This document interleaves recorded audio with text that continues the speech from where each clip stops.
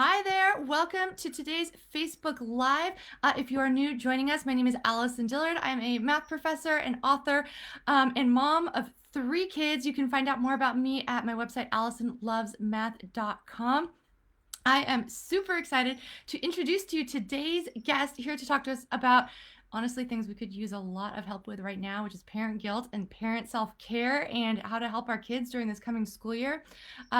Today's guest is Punam Saxena, who holds a bachelor's degree in psychology, a master's in education. She's a mother of 4 college-age children. I don't know how you got through all of that with 4. And she spent the last 20 years volunteering in her children's schools in their classrooms and working with their administrators. She's implemented several processes that have benefited all the children at the school, and she's currently the host of the Edu-me podcast, which focuses on bridging the gap and fostering a stronger relationship between parents and schools by empowering parents to become partners in the school. I think, that relationship between parents and schools right now is so important. She also holds weekly Edu-me's workshops and works one-on-one or in small groups as a parenting coach. Welcome, Punam. I'm so excited to have you here today. Well, thank you. Thank you so much for having me. I'm so excited to be here. Well, first, just off the bat, tell me about your podcast. What is it about and how did it come to be? So, as a former educator, I realized when I was teaching that we get a lot of information from the federal and state and local DOEs, Department of Education organizations, and we have to implement those as teachers. And we're implementing them on students, and they're so young that it's hard for them to really understand all the nuances that are being thrust upon them. So we have, if you look at a pie, which you're a math person, if you look at a pie, 1/3 of education is our teachers and administrators. 1/3 is our students because they're the ones who are the recipient of the knowledge. But the third third, or the last third, is the parent. And that's the piece that we really miss, because parents assume, which they are correct, that the teachers know what they're teaching. But the students don't always know how to advocate for themselves. And unless we understand what's going on in education, we really can't be a partner. So our goal at Edu-me is to help educate and empower our parents with with those information so that they can go in and advocate for their children and other students as well, because if their children are being impacted, there's a whole other group that's also being impacted. So we definitely need parents to become partners in our children's schools. And it doesn't take a lot of time, but it takes effort and desire. And the goal is to inspire parents. I love that. So what are some ways that parents can become partners? One of the biggest things that parents can do is communicate. It doesn't necessarily mean having an hour-long conversation with your teacher on the phone. Because teachers don't have a ton of time. No. If you can, try not to make it an hour. No one has an hour to sit down and do that, right? So what we can do is we can shoot them an email like every other week. Just check in to make sure Johnny's, where he needs to be. What can I do to help? Yes, that's great. Teachers want to know that parents are engaged. You don't have to be engaged 24/7, but if you can start to build a relationship with the teacher and the administrators, everyone benefits. So it goes back to having a friendship and making that friendship meaningful. Absolutely. That's really good. So if you build that relationship with the teacher, even if it's an every other week contact, then the teacher, when there is an issue or concern, they can email and go, Johnny had a bad day today. Is there something going on at home that we can help with? There's a lot of that can happen that can really make a child's educational career so much more meaningful. Absolutely. And children want parents to be involved. They want to know their parents care. Yes, and teachers love knowing that the parents are concerned behind the scenes and trying to help behind the scenes, and like you said, opening that communication helps the parents to realize that you're one of the parents who is paying attention and wants what's best, and we'll work with them when things come up. Right. I know it can be nerve-wracking. I'm a teacher for college students, so when my college kids are struggling, they get the email directly. Right.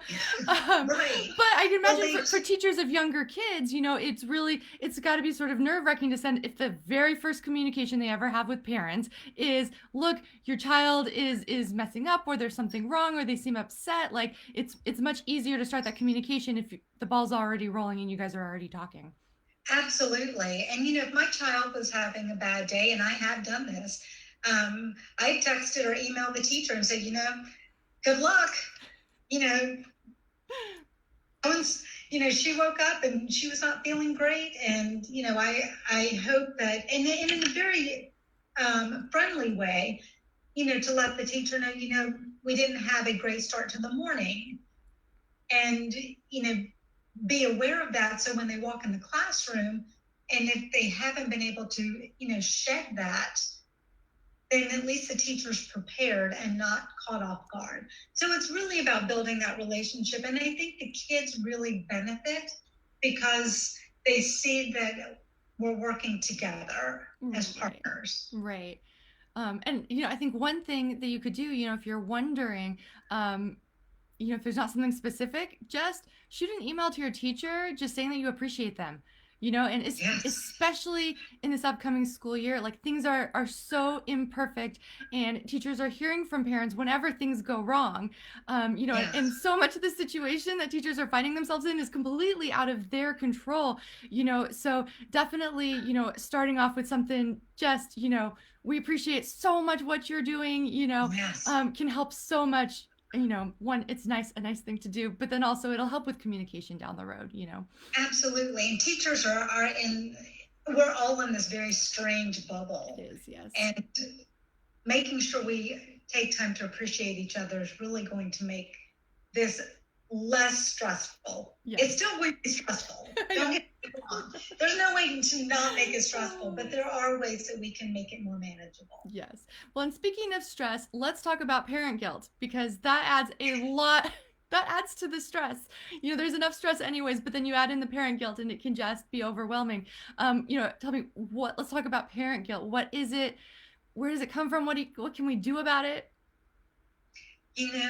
Parent guilt, I think, is embedded in all of us who want to do our best. And there's just no way to shrug it. It's just there. But parent guilt comes from when we want to spend more time doing things with our children and we can't. Mm-hmm. Our boss is calling and we have to get this project done. Or, the water heater has gone out and the guy is coming, and he always comes during nap time, right? Mm-hmm. Comes when the kids are awake and lively. He's coming when it's completely chaotic. So I think what we need to do is step back. And let me go back just a second. Another piece of parent guilt is that we are comparing ourselves to others. Yes. Mm-hmm. So, Allison with 3 children and, an adjunct professor and doing all these great things that you're doing with the podcast and all that. Your friend may be looking at you going, okay, she's just got it all together. Right? But you're right. And I should clarify that my house has never looked more like a tornado and a hurricane hit it.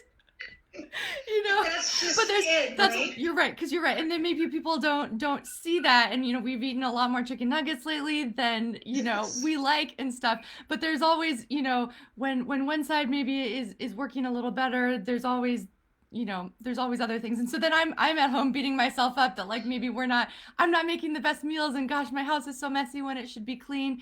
And it's so easy for no matter where you are to fall into that guilt, because there's always some area where you can compare yourself and feel bad. Well, absolutely. And I think we're ridden with it. That's just the way we are. We look at the persona that people have when they walk out the door or on Zoom these days. And, think, wow, her books are aligned and, her plant is alive. I mean, all of that's great, but you know what? I don't take care of my plant. My kid does because he's a botanist. I don't do it. Yes. And another way that I think mom guilt really gets, or parent guilt gets moms in particular, I think is the working versus the not working. Because I think that Yes. if you're working, you're feeling guilty about not spending time with the kids, and if you're not working, then you're feeling guilty about not bringing in income. And it's this double-edged sword where no matter what you're doing, you can end up feeling guilty. So I think, your advice of just not comparing yourself to other people is really the only way around that, because it's just, and I think if you can't do both, you know. You can't. And, our priority in our home was someone with 4 children like we have needed to be at home. Mm-hmm. Someone needed to have the flex schedule. And that happened to be me. I carried a lot of mom guilt that I was not working full time. But as my husband reminds me, which he's wonderful about, is that when the kids make, honor roll, or they did well on a test, or they did something kind for someone else without being prodded, those are things that we don't get rewarded for monetarily. Yes. But we get rewarded for emotionally. And we have to balance what we're looking for. We wanted to raise productive, kind, compassionate citizens of the world. And that there's no monetary attachment to that. So, you're right, it is a double-edged sword. But when the kids get older and they do start to do things on their own, you realize the impact. So all of you stay-at-home moms, I've got your back. I get it. Yes. And working moms, my hat's off to you, because it is not easy to work full time and then completely pivot to taking care of your children in your house. So if your house is a mess and you're having more chicken nuggets, hey, they're being fed and they're clothed. I mean, you have to, and that's one of the things about parent guilt, is you've got to cut yourself some slack. You absolutely have to cut yourself some slack and realize what the important things are in what you want to accomplish. And you have to prioritize it. And if you can do those two things, then you can live with the rest of it. Right.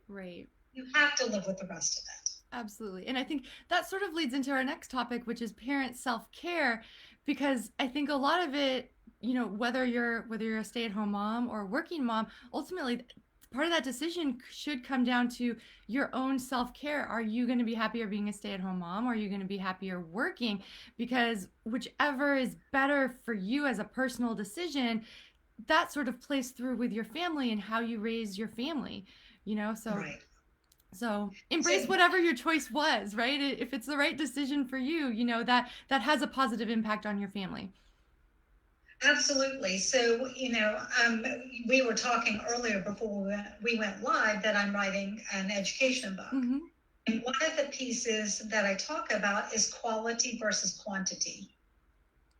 And it's such an important piece to consider, whether you're working or you're not working, is children really don't look at the clock and say, oh, mom spent or dad spent, 4 hours with me today. That's fabulous. They must love me, versus 1 hour of quality time where you're reading with them or having a conversation with them or watching their favorite movie with them. That's what they remember. They don't remember the quantity. Mm-hmm. So it doesn't matter or not. It's the quality of time that we need to carve out and make sure that we prioritize that. So that goes into self-care, right? Because as we're prioritizing all these things, we really don't prioritize ourselves. Yes.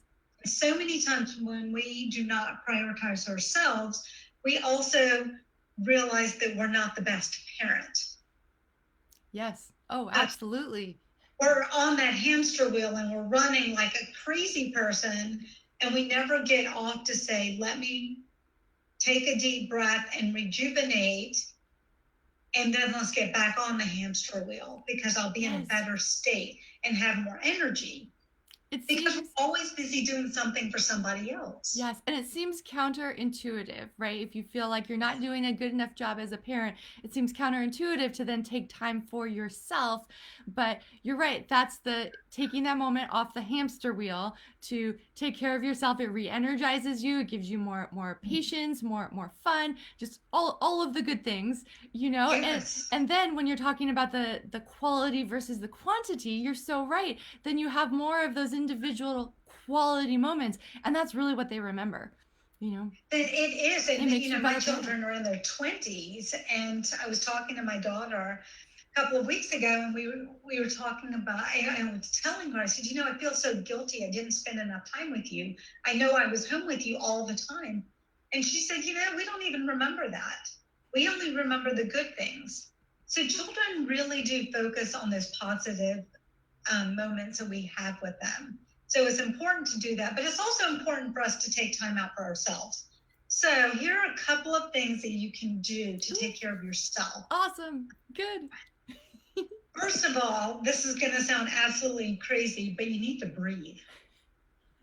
I know that sounds crazy, but if we don't take a moment and take a deep breath, then we have absolutely no way of recentering our body.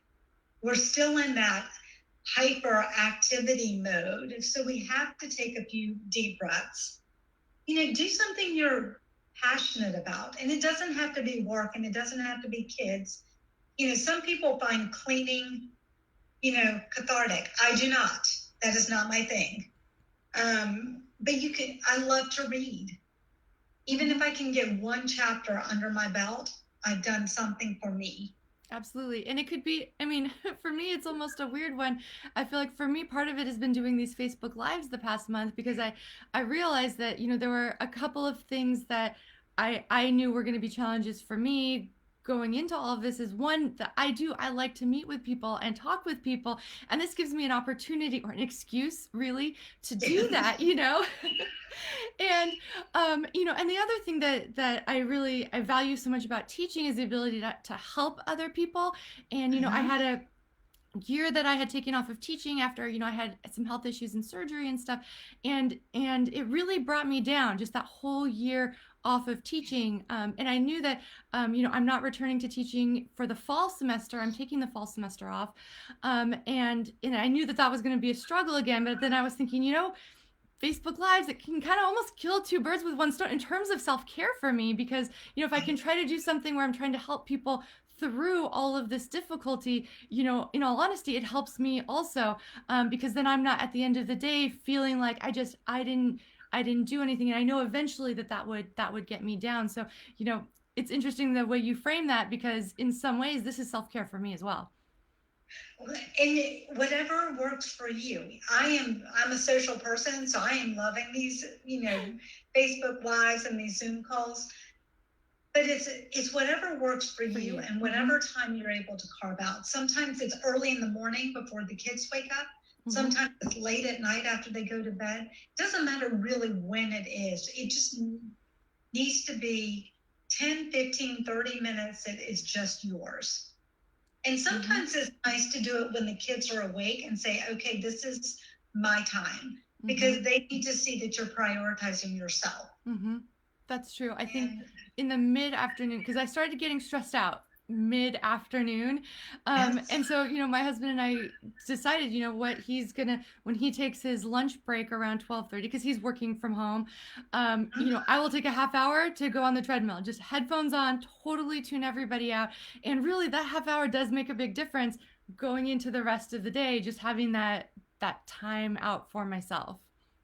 Right. Well, and you're working on extra, you're burning calories. You are, getting your endorphins going and adrenaline going. All of those things are happening. So, there's so many things that we can do, but it really depends on what you find restful. Yes. That's the key, is finding something that is just yours. And sometimes it's just watching TV. Yes. Yeah. Oh, absolutely. There's nothing like a 30-minute episode of Friends to get you in a really good mood and be done, right? Mm-hmm. Mm-hmm. Yeah, completely off the wall crazy. So it's important to do that. And it's good for your mental and emotional well-being, but also your physical well-being, because you're not in that anxiety, anxious, got to get this done mode all the time. Yes, yes. So maybe a good suggestion for right now is to think about, what time of day do you get the most stressed and the most anxious, and then think about, what forms of self-care help you personally the most, and try to build that in during those times and see if you can sort of make that a routine. Right. And it may be a piece of chocolate and, Yeah. going and sitting outside for 2 minutes, whatever it is, it doesn't matter. Absolutely. I think, I'm sorry, I'm a chocoholic. No, I love it. I love it. Chocolate and reading, it's a good way to go. Totally. Absolutely. Absolutely. And there's so many great opportunities while we are all at home to find things that you can do for yourself, because there are things that we all have always wanted to do and we have not had time to do. Mm-hmm. We don't have time in the car right now. Right. Your lunch break is likely not an hour. So there are opportunities for you to do things that you enjoy. I've always wanted to learn how to draw. So I will take my pencil and sketch pad out. I'm not very good, but I enjoy it. So, now's a good time to create a new passion as well. Right. Perfect. Cool. And so this segues into sort of the last thing I want to ask you about, which is, how do we balance, having the kids at home? How do we maneuver through them being home, in the fall for those of us, who may find ourselves in that situation in this upcoming school year? Yeah. So, we're all in this weird stage, right? So no one knows what's going on, and what you are doing in your school district is different than what we are doing in our school district, and no one is doing the same thing. So everyone's schedule is a little different, and their approach is different. So one of the biggest things that we need to do is we need to be organized. We need to make sure that we're putting our lives in a time management parameter so that we can get everything done, right? So if you're looking to not make chicken nuggets tonight, you've got to let something else go for that 45 minutes. So what is that going to be, right? Yes. And I'm joking, because there are many times that we have chicken nuggets. So and it totally comes down, like you were just saying, being planning and organizing, because the reason why it happened is because I didn't do the meal planning on Sunday like I usually do, because if I do that all on Sunday, the chicken nuggets don't happen. But when I don't, all of a sudden it's 5 o'clock and I'm like, oh, I don't want to cook. And that's organizing. It's the routine and the organizing that you're talking about, Absolutely. And when my kids were younger, we absolutely prepped meals on Sundays because we didn't have time Monday through Thursday. And it's hard to create something where you haven't planned for it. I mean, that doesn't happen very often. Yeah. So, time management is really key right now. And you have to go back to prioritizing what's important. Yes. And I'm picking on you, Allison, but please know I'm saying it in jest, because I've done it. If chicken nuggets is what's working for 3 days, the kids aren't going to care. They're thrilled. No, they love it.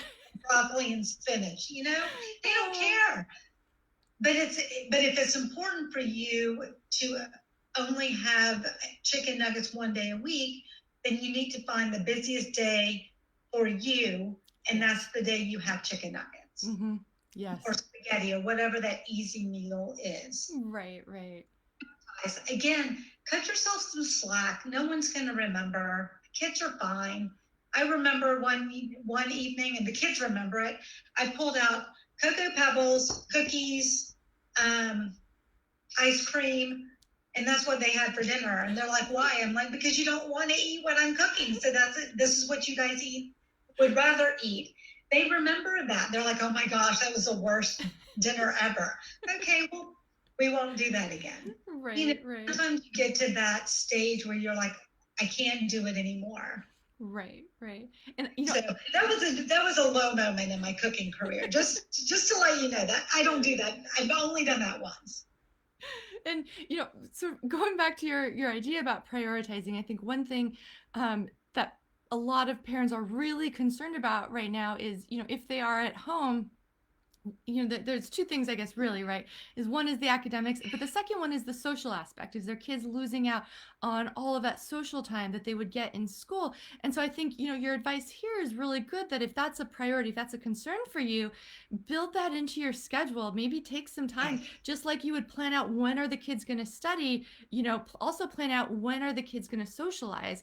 That's something that I've really been thinking about, these last few days, is how can we get into a routine of, Zooming with certain friends at this time and doing art classes with certain friends every day this week, and let's just, now that I think for us, as I'm realizing that, like, this, there's a good chance this is going to go into the fall, and we're, now I'm starting to think about how can I plan in that social time on a daily basis, so that way, the kids aren't missing out on that, because I know for me that's a concern, so I'm trying to prioritize it.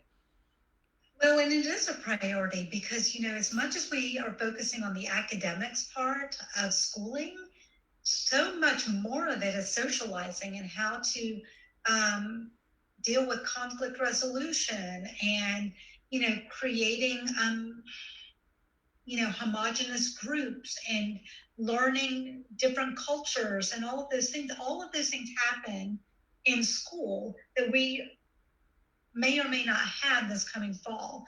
So, having an art class via Zoom, or having game night via Zoom, or, movie night, or whatever it is, just like we do as adults, we have happy hours with our girlfriends, we need to do that for our children too, yes. in an age appropriate manner. Yes. Yes. And so we need to figure out how to do that, because the socialization part of education is almost as vital as the academic part. Oh, absolutely. Absolutely. And so, one of the things that we have always done is we talk about our schedules the night before.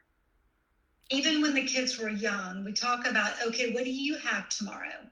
And so last night I was saying, well, I have a conversation with Allison at 10 o'clock. Okay, well, that's great. Now everyone in the family knows that at 10 o'clock, I'm out of the picture for a bit. But it helps them understand that the things that we are doing are important. So if you have a business meeting that you can't be interrupted in, then tell them. If they're young, make sure you put a timer on. And if your meeting is an hour, put the timer on for an hour and say, I am unavailable until the timer goes off. It's important for them to understand the priority, including if they have academics in, okay, we have to get our spelling and writing and reading done. Put the timer on. Okay, we have an hour that's dedicated to doing this. This is your hour to get this done. So that's a way for them to understand. Again, it goes back to time management, right? That's the key. Oh, it's going to be so key going into fall. So key. So key. And here's the other thing, we're all worried about, my kid's going to get behind. We're not in class and they're not getting that instruction, and I'm not a teacher and I don't know how to teach this. Nobody is going to be on par with the curriculum this year. It's not possible. We have got to just relax. Yes, relax. And remember that we also need to make sure that we're enjoying life, and the kids are enjoying life also, And we need to teach our children, this is the time to teach our children life skills. Yes. Oh, absolutely. Absolutely. Lord, teach them how to turn to, depending on their age, teach them how to cook. Teach them, how to jumpstart a car if they're of driving age. Teach them how to set the table and clear the table. All those things are life lessons that we don't have time to teach them in the hurried life of school, school year. Now it's time for us to do that. Perfect. Well, I'm going to go, and I'm going to go teach my kids how to clean up a little better, since my house is so nice. Listen, we're all in that phase. Don't worry about it. Cool. Well, Well, before we go, tell me, where can people find you and follow up with you, learn more about what you're doing. Yeah, so you can reach me at my website at www.edu-me.net. I am doing small group and one-on-one coaching. So if you're out there and you're ready to pull your hair out, or you have some concerns, or you just want someone to talk to, feel free to email me at theedume@gmail.com, and we can set up some time. It's imperative for parents to feel like they have advocates for them right now. Yes. Yes. And I am willing and able to be that person for you. So give me a call. We're all in it together, and Yes. we need to realize we're a team, and the team can move everything forward. So you're not on an island by yourself. Exactly. And if you don't have that support system, right? I think you would be a great addition to somebody's support system who needs it, and if you don't have that support system, make sure that you're building it, going into Yes. difficult times. So, And sometimes you need someone to talk to that's not your friend, neighbor, or family. absolutely. Absolutely. Cool. Well, thank you so much for joining us today. I'm so excited I got a chance to talk with you and learn so many helpful tips that I can use also, and hopefully that everyone watching can use as well. Well, thank you so much for having me, Allison. It's been a pleasure this morning. All right. Well, and thank you for joining us today. If you are watching this on the replay, feel free to leave comments or questions. We can actually see them later and come back and answer them. That's it for today. I will see you tomorrow. Bye, everybody. Bye.